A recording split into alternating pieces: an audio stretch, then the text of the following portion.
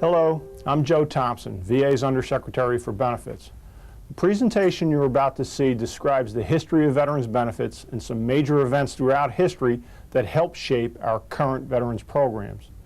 To understand the origins of veterans programs, you need to understand the social, political, and economic climate of the times in which they were created. A word popular with historians to explain this is zeitgeist, the spirit of the times. The veterans benefits available today to our returning soldiers range from monetary compensation and pensions to education, vocational rehabilitation, and loan guarantees, to name just a few. All were created at different times and for different reasons. And in a sense, all reflect the spirit of their times. So let's begin our story.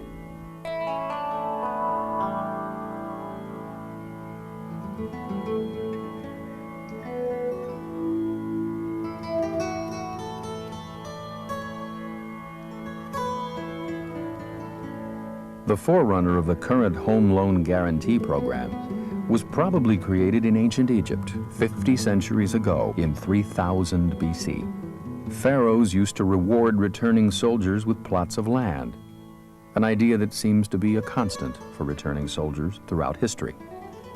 Around 2000 BC, the Kingdom of Babylonia rewarded soldiers by allowing them to plunder and exact tribute from conquered lands. No current programs compare with that. It wasn't until the Peloponnesian Wars in ancient Greece that entitlements for soldiers were actually codified and recorded.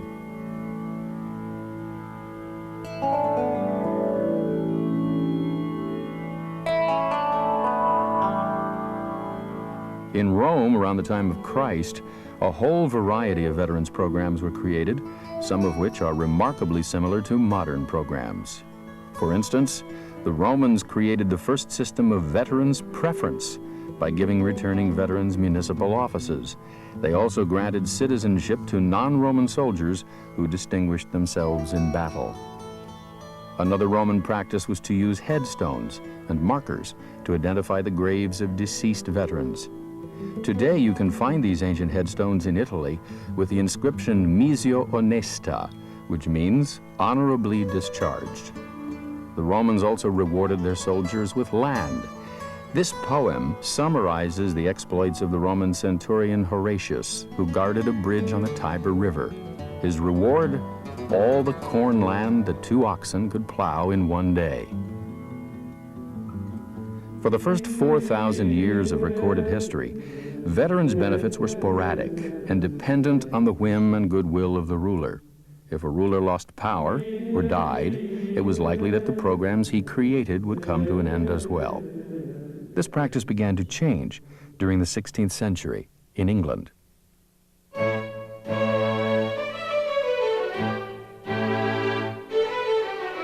As thousands of soldiers and sailors returned from the war against Spain, the number of beggars in the streets swelled, and riots broke out in the cities. To restore order, the aristocratic class devised a system they thought would appease the returning soldiers. This is a begging license.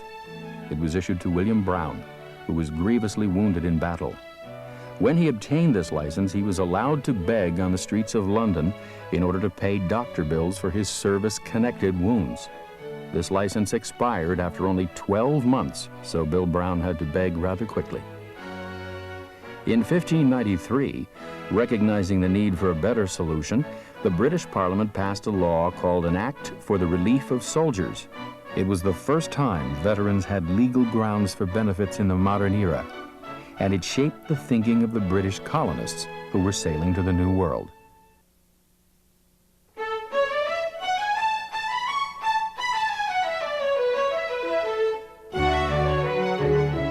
This transcript from the Plymouth Colony Charter in 1636 acknowledges that anyone who was injured in the defense of the colony would be compensated or taken care of. Each colony in America had its own government, and as a result, programs differed from colony to colony.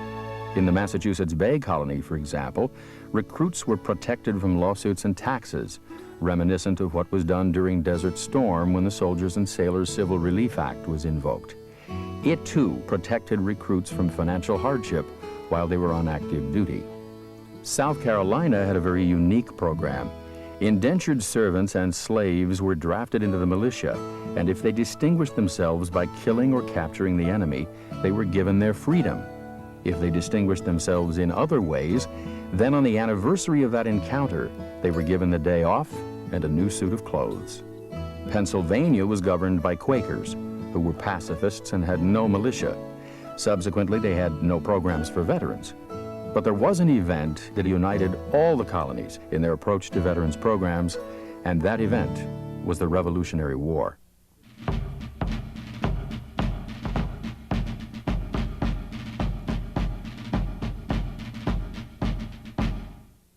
In 1776, even before the Declaration of Independence was ratified, the Continental Congress passed a resolution to provide pensions to soldiers who were wounded in battle. Prior to the 20th century, all payments to veterans were called pensions. If they resulted from a service-related disability, they were called disability pensions. If they were given for other reasons, they were called service pensions. During the Revolution, a soldier who lost a limb or was totally disabled would be granted half pay for life. If he died, his family would get the money. This program was the forerunner to the current disability compensation program. Because of the protection it provided the recruits, it allowed General George Washington to raise an army. But there was also another problem. Many of the officers who entered the service owned farms and small businesses, and they believed the war would last only 6 months to a year. But as the conflict escalated, a lot of these fell into economic hard times, and the officers began to leave service as soon as they could to avoid financial ruin.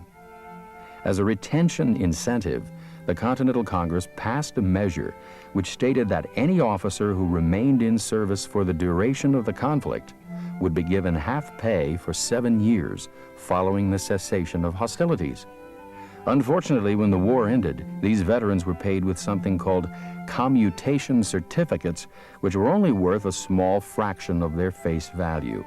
This led to a widespread belief that as a nation, we had not met our obligation to veterans. The zeitgeist following the revolution was one of rugged individualism. Under the Articles of Confederation, political conditions were chaotic and the central government weak. It had no power to raise an army, tax, or borrow money. Congress could only recommend that colonies meet their obligations to veterans. Some colonies had decent programs for veterans, others had little. The inequities of this system angered veterans so vehemently that they joined together and pushed forcefully for the establishment of a strong national government and ratification of the Constitution.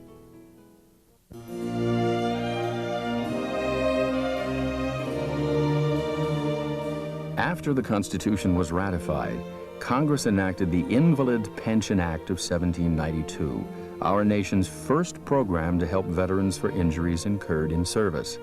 Under this act, if you were a veteran and wanted to file a claim for injuries, you had to get statements from people who knew you in your town and a statement from your commanding officer verifying your injuries. You then had to bring this evidence, notarized of course, to the Federal Circuit Court. A judge would review it, issue a finding, and send it to the Secretary of War for a decision. If the Secretary of War denied the claim, then the decision went to Congress and it could be overridden. Since these claims could actually go through all 3 branches of our then new government, the law was revised. The claims for benefits went to a 3-member commission who reviewed the evidence, including an examination by at least 2 doctors, and then issued a decision. This all-familiar process is just about what is done today at regional offices by our rating boards. A process is followed that's been in place for over 200 years. 3 very important lessons came out of the Revolutionary War. First, every benefit gained became the precedent cited by each succeeding class of veterans. They said, you did it for them, you have to do it for us as well. Second, it established a principle obliging government to protect veterans against hard times and old age. Third, and perhaps most importantly, in all likelihood, we would have lost the Revolutionary War if pensions had not been promised. We don't often associate women in battle during the Revolutionary War, but almost everyone has heard of Mary Hayes Macaulay, or Molly Pitcher. She was the brave young woman who in 1778 took her husband's place at his cannon during the Battle of Monmouth. Few people, however, know about Margaret Corbin.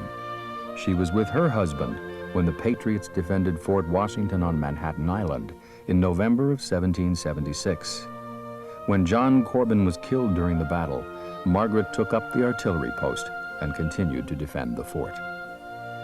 She was awarded benefits for injuries sustained in battle, and her award required the continuance of compensation, the same as it exists today.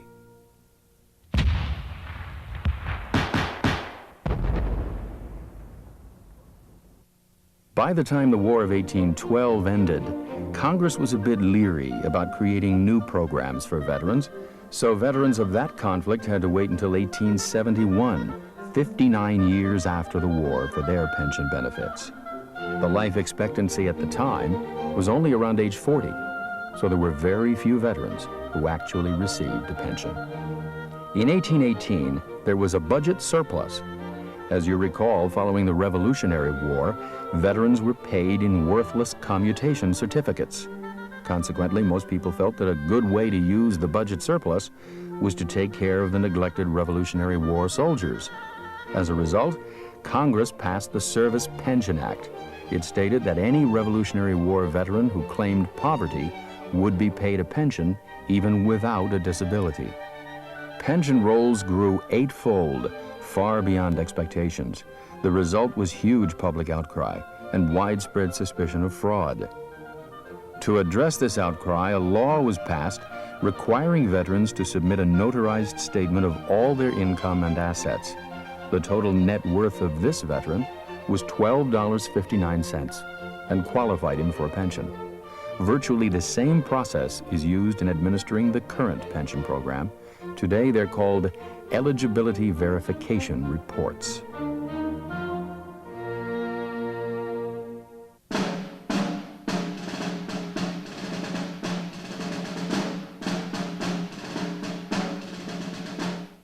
In the mid-19th century, the Civil War erupted, and as with any great conflict, it helped change the shape and scope of veterans programs. Prior to the Civil War, war and its consequences was depicted through the artist's eye and written accounts. This war saw the introduction of photography to the battlefield, and that played an important role in helping shape people's view of both the war and its warriors. Wartime conditions were horrible. 1 soldier in 9 died during the conflict, 2/3 of whom died from disease, including most of the Union prisoners in Andersonville. Northern anger erupted and took many forms. The government paid benefits to Union soldiers only. The South had to assume the responsibility for paying benefits to Confederate soldiers. However, in 1958, Congress symbolically awarded a veteran's pension to the last surviving Confederate soldier who received benefits for less than 1 year before his death. The North also felt a fitting use for Robert E. Lee's ancestral estate would be to turn it into a cemetery for Union soldiers who died in the war. Today it is called Arlington National Cemetery. In his second inaugural address, Abe Lincoln affirmed the government's responsibility, quote, to care for him who shall have borne the battle, and for his widow and his orphan. This ultimately became the motto of the Department of Veterans Affairs. The day before he gave that address, he signed legislation creating the National Asylum for Disabled Volunteer Soldiers, later changed to the National Home for Disabled Volunteer Soldiers. The first home, which opened in 1865, was in a bankrupt hotel bought by the federal government. Today it's known as the Togus VA Medical Center. These homes were organized like military camps. They had barracks, residents wore modified uniforms, they had duty rosters, and they started and ended their day with bugle call. They also had a firing squad, but it was strictly ceremonial. Following the Civil War, veterans were not only well organized and well supported, they also had some pretty powerful allies. Politicians who recognized the importance of the veteran vote, and claims agents, attorneys who represented veterans before the federal government for disability pensions.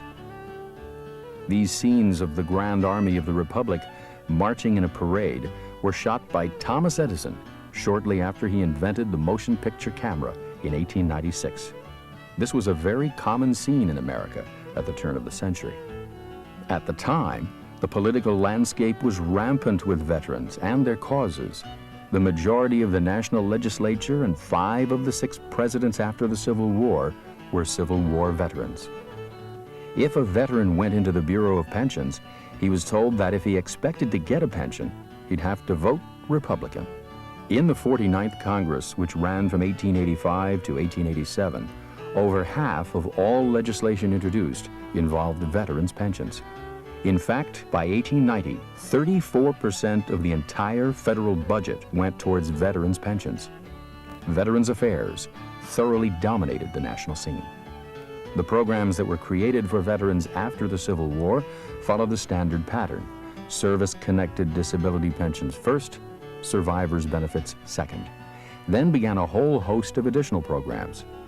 Veterans Preference, which most tend to think of as modern, actually began during the Civil War.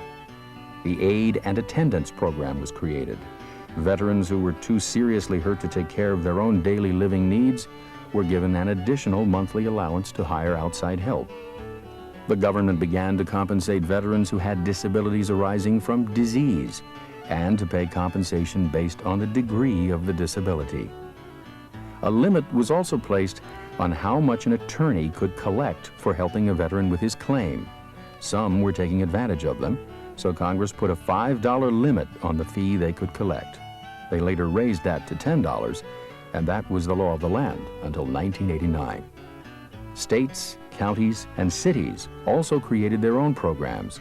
The New York State Legislature proclaimed that any veteran with a service-connected disability could pedal on any street in New York State free of charge. That law still exists, and in New York City, veteran street peddlers are a common sight. The turn of the century saw a number of important changes to veterans programs. One in particular was the creation of the Public Health Service. They performed compensation and pension exams and also provided medical care to veterans before medical centers were established.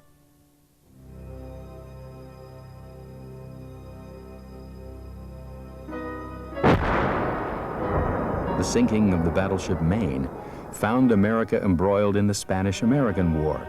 It was during this war that coverage of the war moved from photography to actual movies of wartime conditions. And again, it helped bring the view of war and the warriors into sharper focus. With the call to arms, a whole new generation of veterans emerged.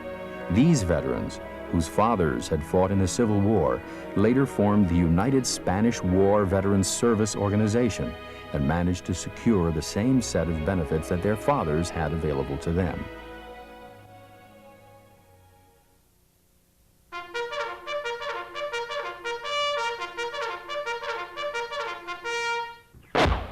When World War I broke out in 1914, the United States was not a combatant, but it did ship goods to Europe. The American cargo ships were routinely sunk by German U-boats, and insurance companies didn't want to handle that kind of business, so the U.S. government began insuring the cargo on these ships. The program was named, appropriately enough, the War Risk Insurance Program. Later, life insurance coverage was extended to the crews, and by the time we got involved in the war in 1917, life insurance was offered to all members of the armed forces. To get recruits to sign up for this new program, the Army Signal Corps created a film shown to recruits shortly after they enlisted. In the film, a young recruit leaving his fiancée begins basic training. He gets a lecture from the insurance officer encouraging him to sign up for life insurance. Unfortunately, he declines to sign up. Shortly thereafter, he marries his fiancée, and after a brief honeymoon, he's back in boot camp. He finds himself involved in trench warfare, gets wounded, and it looks like the men attempting to assist him actually wound him even further. Back home, his wife gets the bad news. He's blind. Fortunately, it was all just a bad dream. And after such an experience, he decides that signing up for life insurance would be in his best interest. Although today's program is strictly life insurance, in past years, insurance also covered disabilities.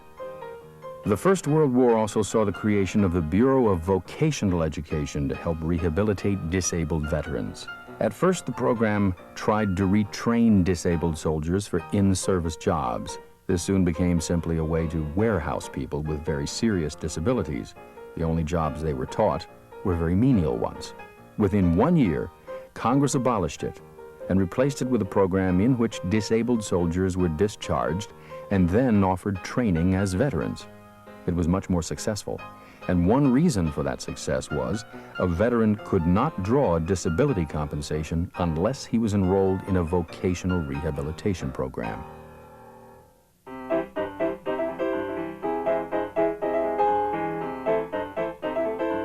Following the First World War, there were many different veterans programs and a number of agencies involved in administering them. So in 1921, the Bureau of War Risk Insurance, Vocational Education, and parts of the Public Health Service that dealt with veterans' medical care were combined to form the Veterans Bureau. It was housed at 810 Vermont Avenue, the current home of VA headquarters. Most World War I veterans received basically the same benefits as those that went before them. If they had a service-connected disability, they got a pension. If they did not, they got a railroad ticket home and $60 mustering out pay. They could expect no further assistance from their government. As a result, a number of veterans had a great deal of trouble reacclimating to civilian life. Keenly aware of that struggle, veteran service organizations asked Congress to issue a bonus for those veterans who served overseas during the First World War. In 1924, Congress authorized a bonus called an adjusted service credit that averaged about $1,500 per person. But they put a little caveat into the legislation. The bonus was not payable for 20 years. The service organizations lobbied, but Congress always resisted.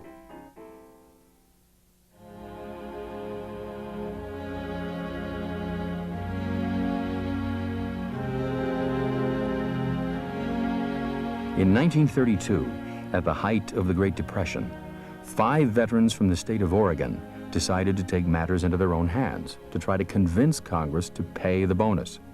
They began to walk to Washington, D.C., 3,000 miles away. As word of their march spread throughout the country, they were joined by veterans and other people from different cities, all headed towards Washington, coming on rail cars, buses, trucks, and walking. When they arrived in Washington, they built shanty towns. The early summer of 1932 was spent picketing, protesting, visiting Congress and the White House, all with the hope of getting the bonus paid right away. Congress again resisted and finally said no. In August, the Capitol Police decided to move some of the bonus campers off public grounds. That encounter led to 2 deaths.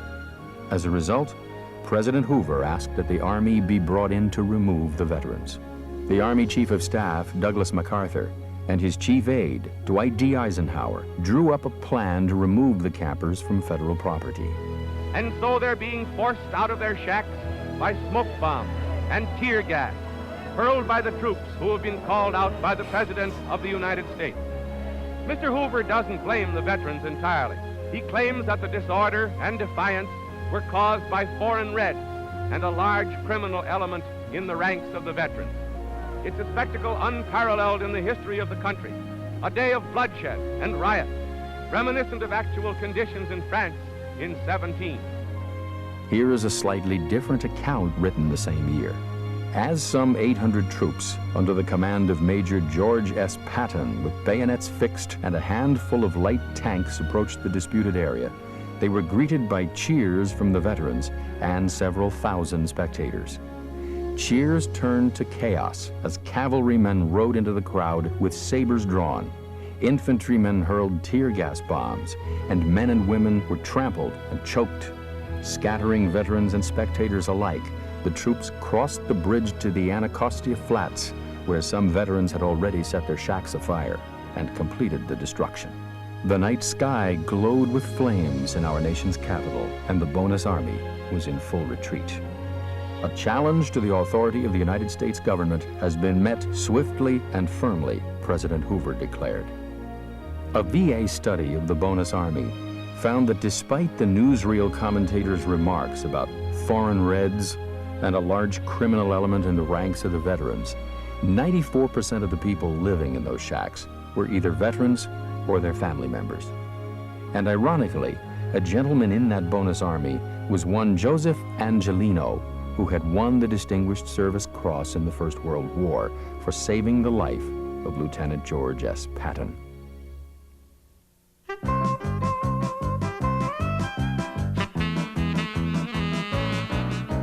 In 1930, the Bureau of Pensions, the National Home for Disabled Volunteer Soldiers, and the Veterans Bureau were all combined to form the Veterans Administration.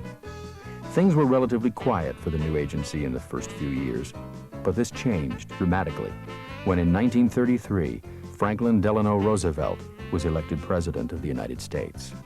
Keeping a campaign promise to balance the budget and reduce federal spending, he signed into law the Economy Act of 1933, which affected all parts of government. For the VA, it deleted most laws and regulations and issued new regulations which were much more stringent than the old ones. For example, to get a pension, you not only had to be disabled, you had to be permanently and totally disabled and pass a means test. Veterans with presumptive service-connected disabilities had their claims reviewed by special boards composed of citizens who did not work for VA. Only 43% of those reviewed were allowed to keep their compensation payments. The Board of Veterans' Appeals was created to make decisions in appeal cases. The board's decisions were final. You could not take VA to court if you disagreed with its decision on a claim. In 1934, Congress took its usual recess and went home to find some very angry veteran constituents. Consequently, when they returned to Washington, they overturned the portion of the Economy Act which dropped veterans with presumptive service-connected disabilities from the rolls, and veterans had their benefits restored. But those provisions to the Act concerning pensions, the Board of Veterans' Appeals, and the No Judicial Review Clause remained in place.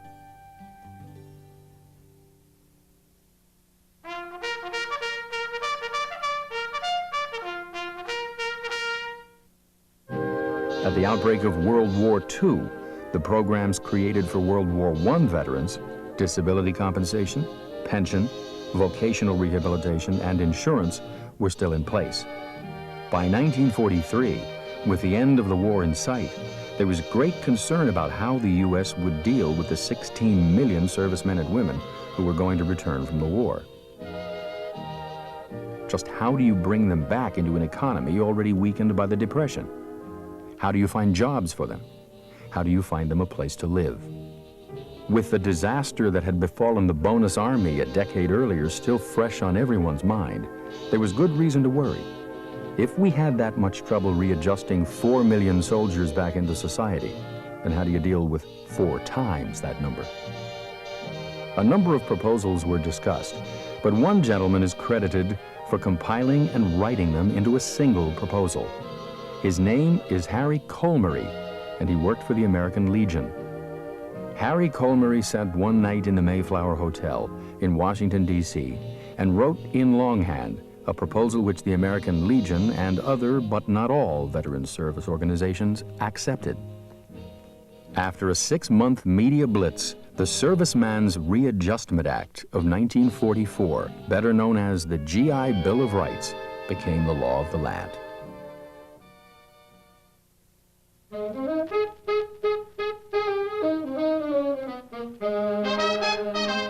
The GI Bill ushered in a whole new kind of benefit program, readjustment benefits. There were 3 major parts. First was the education program.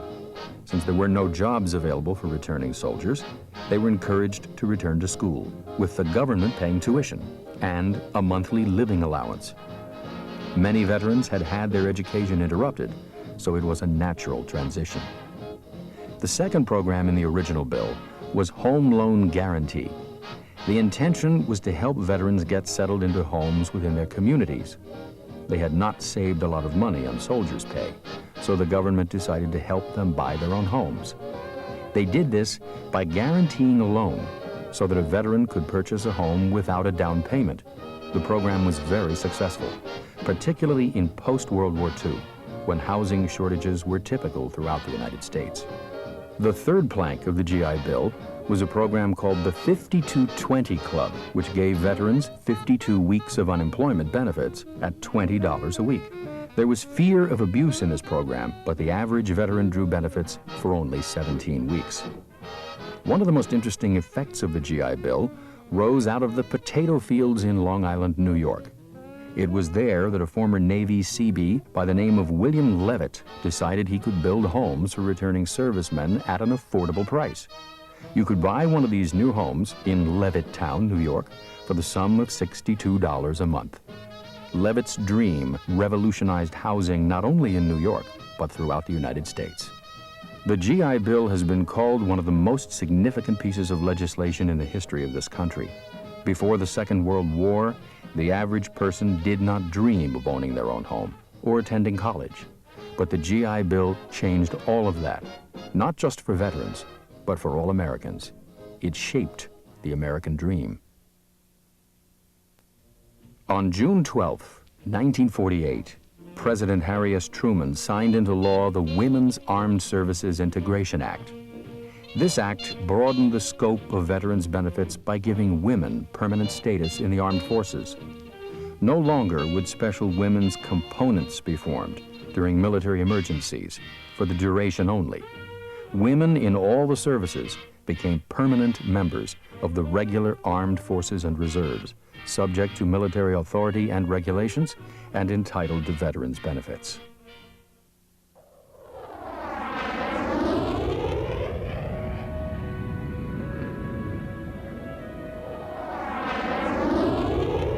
Often called the Forgotten War, the Korean War had 54,000 American casualties. The programs that worked so well for World War II veterans were kept largely intact for returning Korean War veterans, where they again succeeded in helping another class of warriors move successfully back into civilian society. In the summer of 1995, the unsung but proud veterans of the Korean War dedicated the Korean War Veterans Memorial in Washington, D.C.